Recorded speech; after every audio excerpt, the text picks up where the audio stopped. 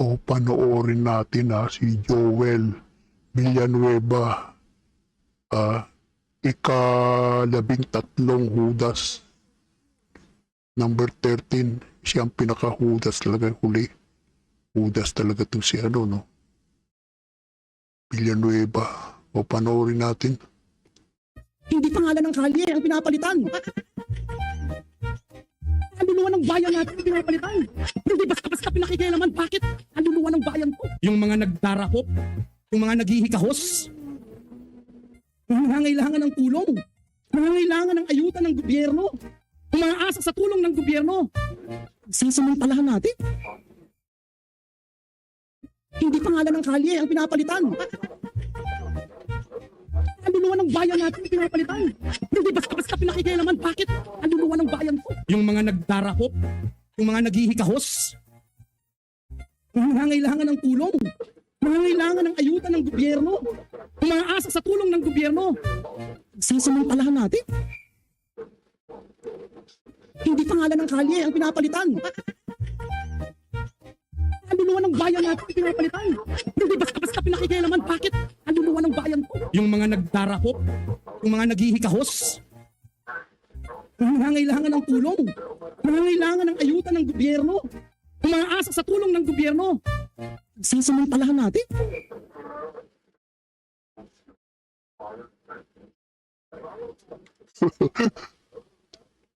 Yun na intro natin. O si Joel, yung hindi pa siya naguhudas sa allegation link sa flood control project, UNTV. Same governor, at sinabi rin po ng ating Pangulo, palpak nga ang flood control program ng pamahalaan. Mr. President, para po tayong sirang plaka, dito sa Senado paulit-ulit, 1.4 billion pesos ang budget ng gobyerno, pero nasaan po itong flood control na ito? In the same year, Mr. President, kanina sa Kamara, sinasabi in the same year, may program daw po si Joel Villanueva.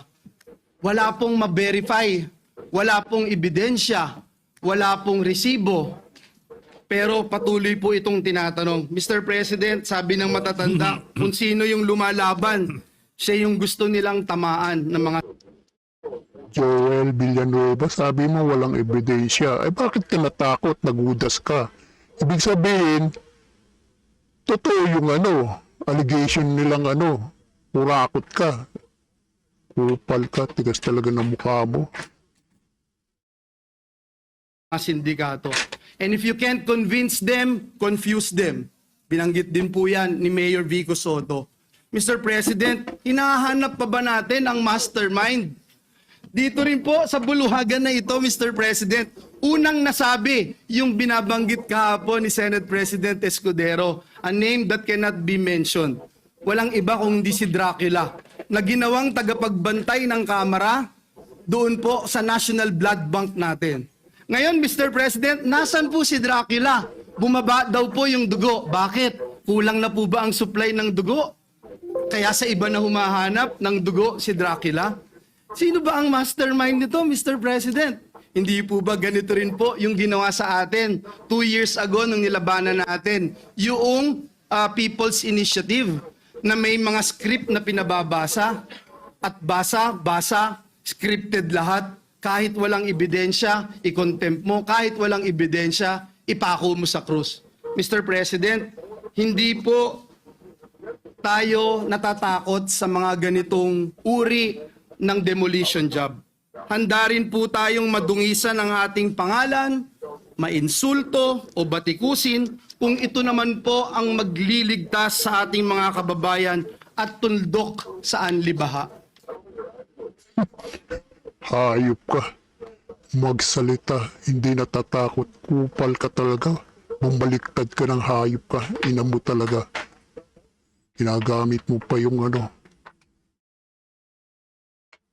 Diyos, hayop ka. Kupal ka, ina mo. Mr. President, let me put this on record. Alam ko po kung bakit lumabas ang pangalan ko. Kahapon ho, Ginoong Pangulo, and Senator JV and Senator Cheese would attest to this. May hawak po ako ng mga affidavits ng mga taga-DPWH sa Bulacan.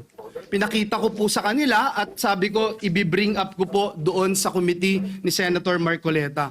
Hindi ko po ito nagawa sapagkat alam naman natin, Mr. President and Majority Leader Migs, alam natin yung nangyari kahapon. So we were preparing, I didn't get the chance to attend the committee hearing. Pero ang sabi ko nga po kay SP Chis kahapon at kay Senator JV, this is way too low. Kasi Ang sama ng tingin sa iyo ni si Erich Sylvester. Yung manyak na 4 ng asawa daw, tapos 10 yung anak. Tapos sabi ng ex-marine, dinadalhan ng babae, 5 o kay 3 pagpipilian. Tapos siguro 61 years old nito nagro-robust na siguro to, talagang manyak. Ang takaw talaga sa taong tong si Erich talaga, no? Erich! 5 hanggang 3 babae pinagpipilian mo. Grabe ka, manyak ka talaga. Assistant District Engineer, para namang, bakit naman pag-aaksayahan ko ito ng panahon?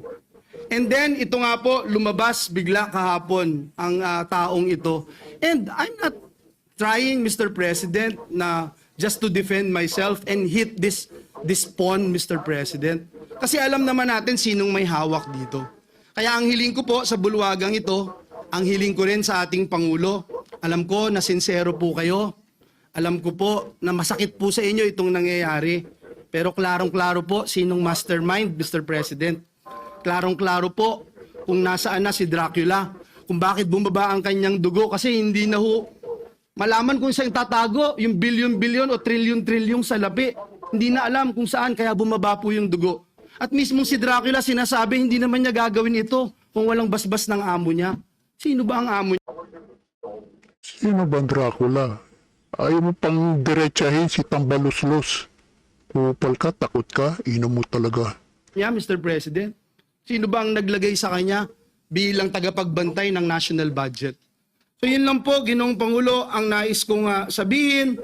Mr. President, binanggit po kahapon ng ating Senate President Chis Escudero yung mga pangalang hindi pwedeng banggitin noon. Pero ngayon, Mr. President, may ginagawa ang Diyos, buhay ang Diyos. Ito pong nangyayaring ito, alam po niya na ito'y maglilid sa katotohanan at ang katotohanan ang magpapalaya sa atin. Uulitin ko po, Mr. President, hindi lang po categorically denying yung binabatong putik sa atin at para dumihan ang ating pangalan. May resibo po tayo, madaling verifikahin, tayo po ay more than willing mag-undergo at sumali sa anumang investigasyon sapagkat wala po tayong tinatago. Ngunit ang Walang tinatago.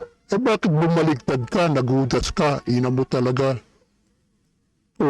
Bakit si Jinggoy, hindi bumaliktad? Ibig sabihin, hindi totoo yung kinakaso sa kanya.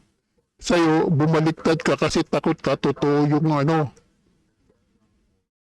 nakakasuwang ka, na merong kurakot ka, hayop ka, ina mo talaga, kupal ka talaga. Ina mo talaga. Kupal ka talaga, hudas ka talaga. Katulad ni Chis Escudero. Pinatawag daw sa Malacanang,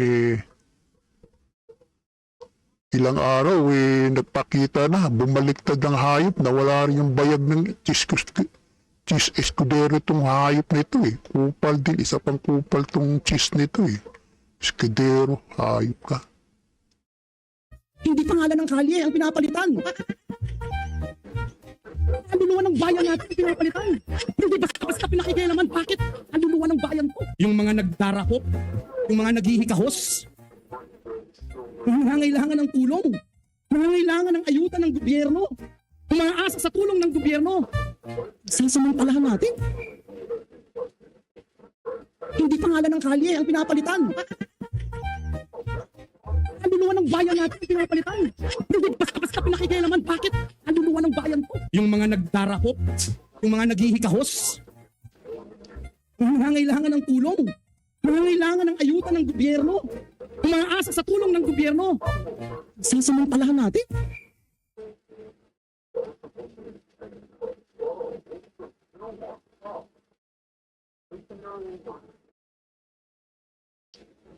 Baboy!